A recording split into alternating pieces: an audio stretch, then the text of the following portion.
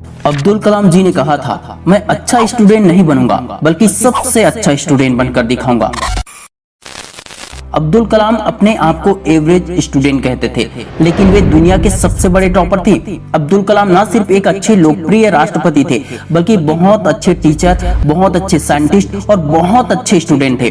पढ़ाई के दौरान कलाम साहब ने 1 महीने के टास्क को 3 दिन में ही कैसे कंप्लीट किया, ये भी हम इस वीडियो में जानेंगे। कलाम साहब के हर क्लास में उनके मार्क्स इतने ज्यादा अच्छे आते थे कि उनकी मेहनत पर उनके फैमिली वालों को पूरा भरोसा था और इसलिए उनकी दीदी ने अपने गहने गिरवी रख कर अब्दुल कलाम को पढ़ाने के लिए भेजा था। कलाम साहब को बुक पढ़ना बहुत ही ज्यादा पसंद था, इसलिए उनकी लाइब्रेरी में 2500 बुक थे और उन्होंने बहुत ही पॉपुलर कई सारे बुक्स भी लिखे, जिनमें उन्होंने अपने लाइफ और अपनी पढ़ाई के बारे में बहुत कुछ बताया है। लाइक ये कैसे पढ़ते थे, उनका टाइम टेबल क्या होता था, वे बेस्ट स्टूडेंट कैसे बने और भी बहुत सारी बातें।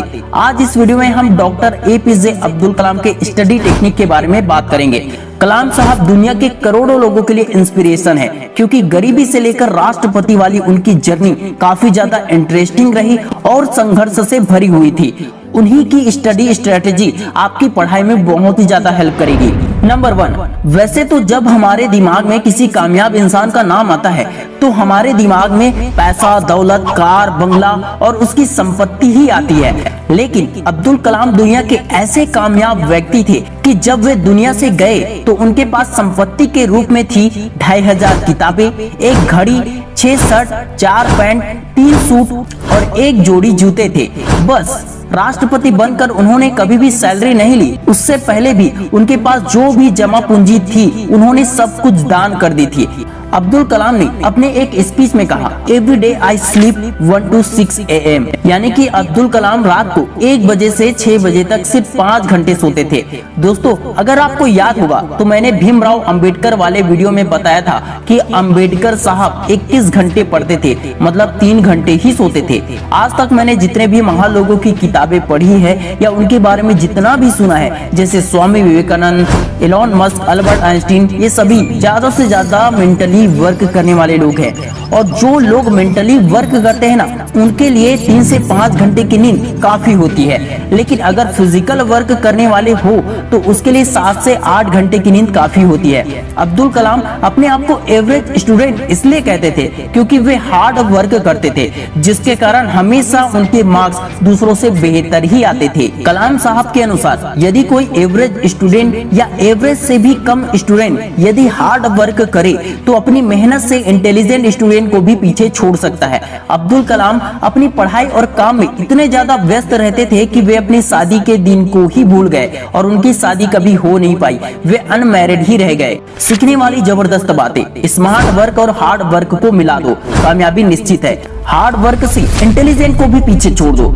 कभी भी 6 या 8 घंटे से ज्यादा न सोए।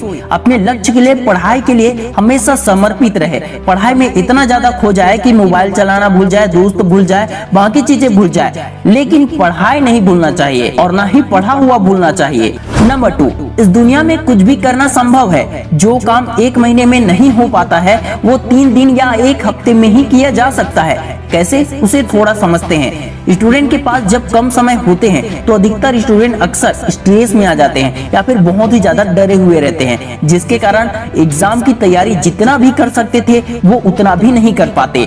ऐसा ही कुछ कलाम साहब के साथ भी हुआ था। डॉक्टर एपीजे अब्दुल कलाम अपनी बुक मेरी जीवन यात्रा में अपनी रियल लाइफ स्टोरी शेयर करते हैं और कहते हैं, जब मैं MIT यानी मद्रास इंस्टीट्यूट ऑफ टेक्नोलॉजी में पढ़ाई कर रहा था तो फाइनल ईयर के दौरान उनके प्रोफेसर ने उन्हें एक फाइटर जेट प्लेन का डिजाइन तैयार करने के लिए कहा। 1 महीने का समय दिया गया था उनको। जब अब्दुल कलाम ने डिजाइन तैयार किया तो प्रोफेसर को वो डिजाइन बिल्कुल ही पसंद नहीं आया। प्रोफेसर ने अब्दुल कलाम से कहा, अब्दुल, मुझे तुमसे ये उम्मीद नहीं थी। अब्दुल को बहुत बुरा लगा। उन्होंने प्रोफेसर से 1 महीने का और समय मांगा, लेकिन प्रोफेसर ने कहा, मैं तुम्हें सिर्फ 3 दिन का समय देता हूँ। अगर 3 दिन में तुमने इससे बेटर डिजाइन नहीं बनाया तो तुम्हें स्कॉलरशिप नहीं मिलेगी। ये सुनकर अब्दुल कलाम डर गए, क्योंकि कलाम साहब की पढ़ाई पूरी तरह स्कॉलरशिप पर ही टिकी थी। स्कॉलरशिप ना मिलने से उनकी पढ़ाई रुक जाती। इसके बाद अब्दुल कलाम ने रात दिन एक करके दूसरा डिजाइन तैयार किया। 3 दिन कंप्लीट होने ही वाले थे और उन्हें एहसास हुआ कि उन्हें पीछे से कोई देख रहा है। प्रोफेसर ने डिजाइन हाथ में लिया और कुछ देर देखने के बाद अब्दुल कलाम के पीठ पर हाथ रखा और कहा, अब्दुल, मैं जानता था कि तुम पहले वाले से बेस्ट डिजाइन बना सकते हो और मुझे इस बात का अफसोस है कि मैंने तुम्हें बहुत ही कम समय दिया। और ये बातें सुनकर अब्दुल कलाम वहीं सो गए, क्योंकि अब्दुल कलाम पिछले 3 दिनों से ना तो कुछ खाए थे और ना ही सोए थे। वो 3 दिनों से बिना सोए बिना खाए लगातार मेहनत कर रहे थे।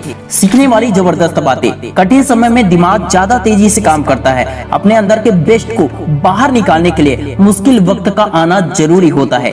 1 महीने के काम को भी 3 दिन या 1 हफ्ते के भीतर ही किया जा सकता है। जिस तरह अब्दुल कलाम ने 1 महीने में एवरेज डिजाइन बनाया, लेकिन मात्र 3 दिन में सबसे बेस्ट डिजाइन तैयार कर दिया, उसी तरह हर स्टूडेंट जितनी पढ़ाई पूरे साल भर में नहीं कर पाते, उतनी पढ़ाई और उससे ज्यादा पढ़ाई एग्जाम के बस कुछ ही दिन में, 1-2 दिन में या 1 हफ्ते में ही कंप्लीट कर लेते हैं। कलाम साहब के टीचर जानते थे कि कलाम में क्या काबिलियत है, इसलिए उन्होंने कलाम के अंदर छुपी प्रतिभा को बाहर निकालने के लिए उनको डांटा और डर पैदा किया।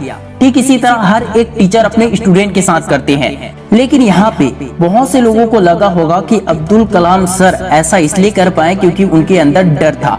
अगर कलाम साहब डरे डरे डिजाइन बनाते तो उनसे सबसे बेस्ट डिजाइन कभी नहीं बन पाते। दोस्तों, उन्होंने सब कुछ भुलाकर अपनी पूरी एकाग्रता लगा दी। न खाना ना ही सोना, सिर्फ लक्ष्य को पूरा करना, यही एकमात्र कारण था कि वे कम समय में बेस्ट डिजाइन तैयार कर पाए, न कि उनके अंदर बैठा हुआ डर। अगर किसी भी स्टूडेंट को पढ़ते वक्त खाने की चिंता, सोने की चिंता, दोस्तों यारों की यादें, फेलियर का डर होगा या ध्यान मोबाइल की तरफ जाएगा, तो स्टूडेंट अपनी छुपी प्रतिभा को कभी भी पहचान नहीं पाएगा। इससे ये सीखने को मिलता है कि जिस काम को जितना समय दिया जाता है वह काम उतने ही समय में कंप्लीट हो जाता है।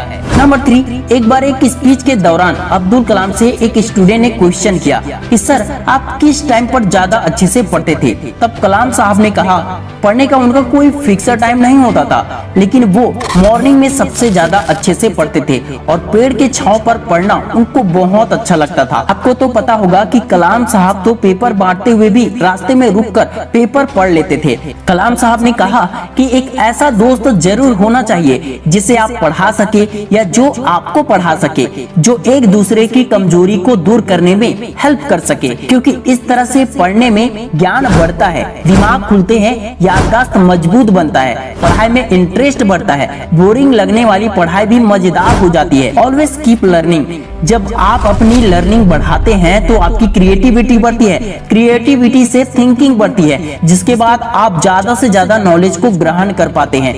जब आपके पास बहुत सारा नॉलेज होता है तो लोग आपको लेजेंड या महान मानते हैं, क्योंकि हर सवाल का जवाब आपके पास होता है। कलाम साहब के जीवन का एक बहुत ही अच्छा सिद्धांत था, you become a more healthy. आप जितना ज्यादा स्वस्थ और अच्छा रहेंगे, स्वस्थ रहेंगे, आपका दिमाग उतना ही ज्यादा अच्छे से काम करेगा, जिसके बल से आपके लिए कुछ भी प्राप्त करना असंभव नहीं होगा, बल्कि सब कुछ संभव होगा। MIT यानी कि मद्रास इंस्टीट्यूट ऑफ टेक्नोलॉजी से जब कलाम साहब ने ग्रेजुएशन कंप्लीट किया तो उनके मार्क्स बहुत ही अच्छे थे, लेकिन वे क्लास के टॉपर नहीं थे। दोस्तों, उन्होंने अपना वादा पूरा किया कि वे दुनिया के बेस्ट स्टूडेंट बनेंगे।